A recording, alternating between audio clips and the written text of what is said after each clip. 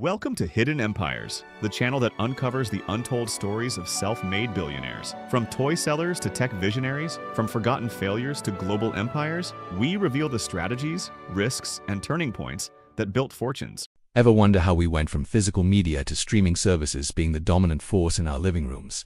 Today's story is about the man most responsible for bringing streaming into our homes.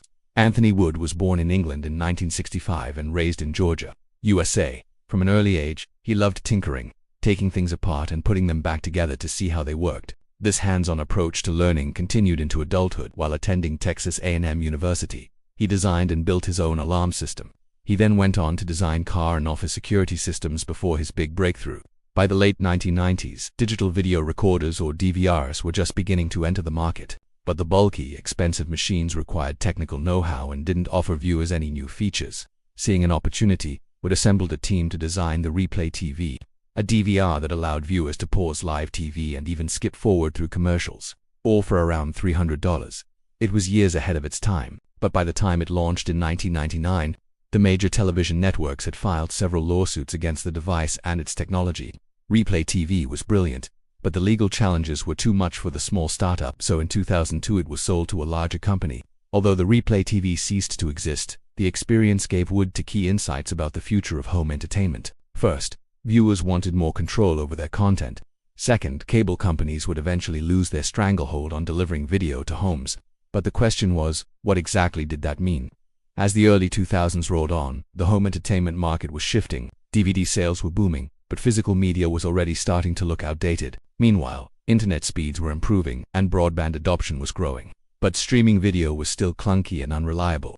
Wood thought there was an opportunity to develop a new kind of device that combined the convenience of streaming with the functionality of a DVR. He founded a company called Roku in 2002. At first, it was just a set-top box project within Netflix. But soon, the two companies started to pull in different directions. Netflix wanted to push its own streaming platform and hardware, while Wood believed the future of streaming lay in an open platform with multiple services.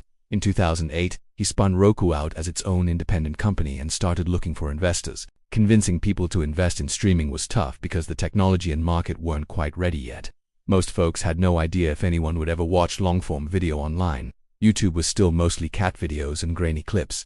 But Wood persevered, eventually raising several $1 million from investors like Intel and Charles Schwab. In 2008, the same year Roku was founded, YouTube introduced its streaming player. The $300 device looked like a high-tech game console and it was a flop. Consumers didn't want such an expensive dedicated gadget just to watch YouTube videos. But the failure didn't affect Roku because the company had taken a completely different approach. When it launched in 2008, Roku offered a basic set-top box for $100, not $300.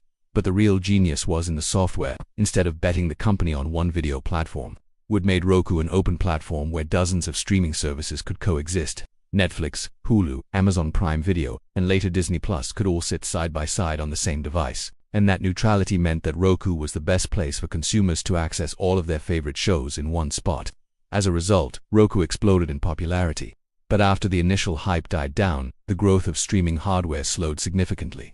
Gadget sales are a boom-bust industry and the peak was over. But this didn't affect Roku because it never relied on hardware for most of its revenue anyway. By making the OS available to all manufacturers, Roku embedded its software into televisions pretty soon.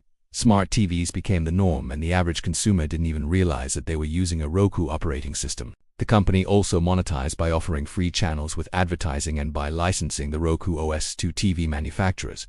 Sure, some of the early investors who jumped in on the ground floor got rich as Roku stock skyrocketed. But the real winner was Anthony Wood. After the IPO, he still owned tens of millions of shares. And today he has a net worth in the billions. But more importantly, he fundamentally changed how people consume television. The number of US homes that have cut the cord has nearly doubled since 2010 and continues to grow. Streaming is now the dominant force in the living room and shows and movies can premiere directly on streaming services. Without ever appearing on cable, Anthony Wood accelerated the cord-cutting revolution and shifted an entire industry. That's it for this episode. If you enjoyed the show, please consider subscribing and giving a thumbs up. And if you have a good idea for a future episode, leave it in the comments below. See you next time. We hope that you enjoyed this episode. Please subscribe, like, and comment so others might find and enjoy these videos. Go to description below for more resources and information. Thanks for your time.